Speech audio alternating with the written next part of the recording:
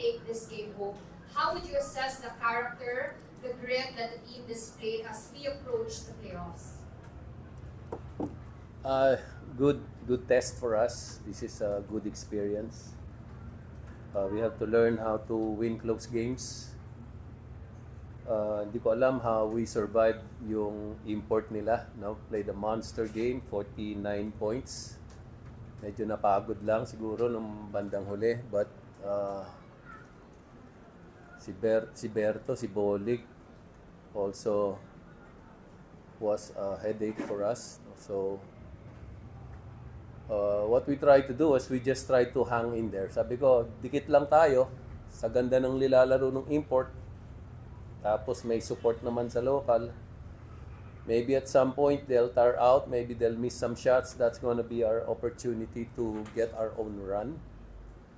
Which actually happened. No, we got a run pero naubos din bago mag-overtime. So they got a run back. But these games are good for us. These games are also good for the fans. Something to enjoy. No? So we'll see. We have a chance at San Miguel on Thursday. We'll see if we can still play for the number 1 spot in our group.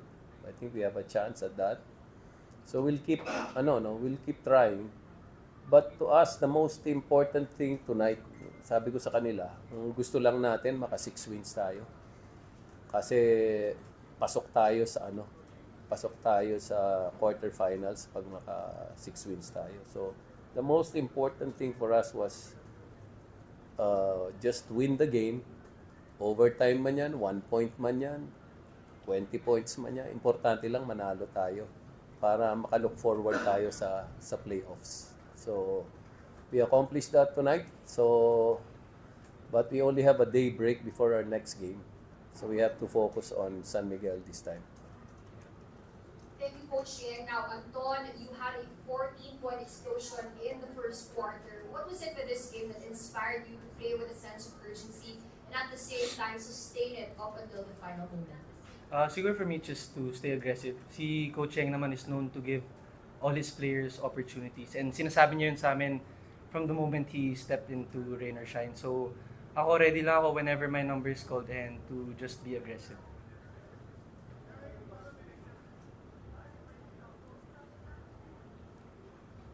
Thank you, Anton. Now we would like to open the floor to our friends from the media.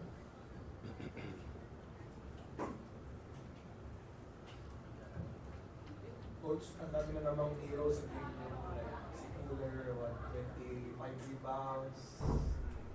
Ako, ano sabi nyo sa sustained effort ng team even after that defeat sa Yun nga, sa amin importante kasi yung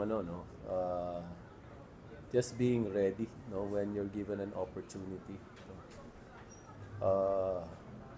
Siguro among all the teams, we probably have the longest rotation. So psychologically and physically, the guys are prepared, to execute whenever they're given the opportunity.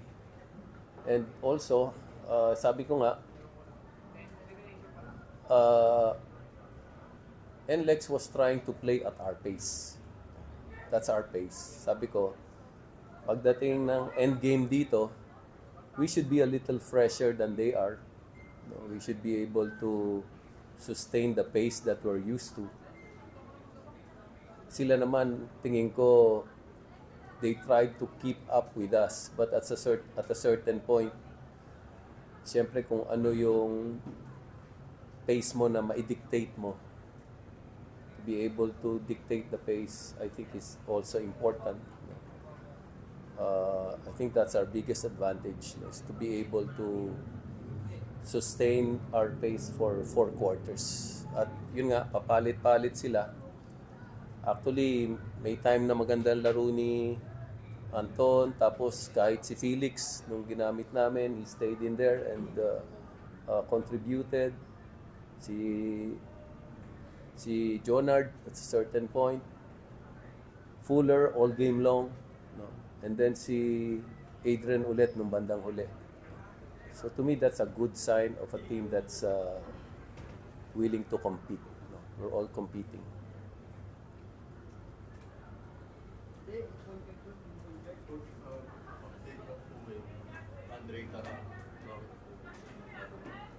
Walang problema si Andre. Gumanda lang laro talaga ni Sorry, Anton. kasalanan ko. Sorry. So, kinain niya yung playing time ni Andre. Gano'n naman talaga. Pag maganda naman laro ni Andre, kinakain naman yung playing time niya. So, mag-uubusan lang sila ng playing time kung gano'n. Yung hindi pag-asok kay Andre in today's game, how did you parang feel that way na kumbaga yung visual output ni Andre ko yung mga today's game? Sa akin siguro just playing the right way. Si Coach Cheng, everyday niya naman sinasabi sa amin kung ano yung gusto niyang style of play namin. So, sinasabi niya anyone he puts in, alam mo yun, walang first, walang second, walang third. Pantay-pantay lang kaming lahat. So, alam mo, just happy na we got the win kasi nga it secures us a slot in the quarterfinals. And di rin na ganito yung laro ko kung hindi dahil sa teammates ko. For you personally, how good of a problem is it na kahit magkakalit sino yung ilagay mo, whether it's Anton or it's Andre, they're able to produce in that spot for you? That gives us a lot of flexibility sa team. Also keeps the morale of the guys high, no.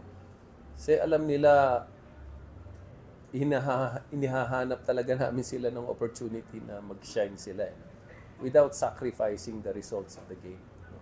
But at a certain point kailangan ka sumugal sa player mo, no. So the reason we're able to use 10, 11, 12, minsan 14, 15.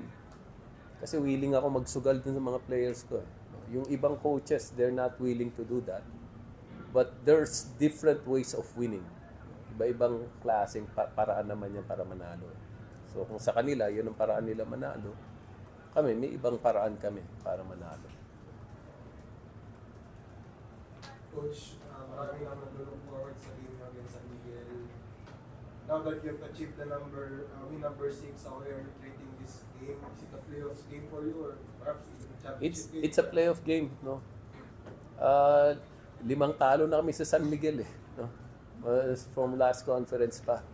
Hindi pa namin nasosolve si Junmar, no. Hindi pa rin namin nasosolve yung import nila.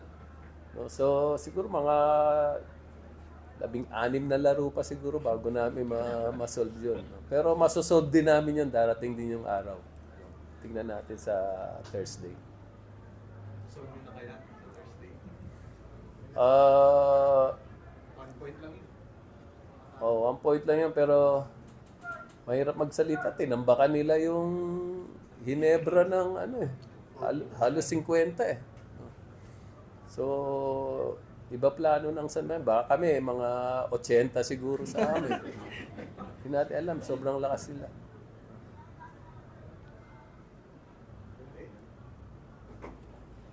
Thank you. Thank you. Thank you.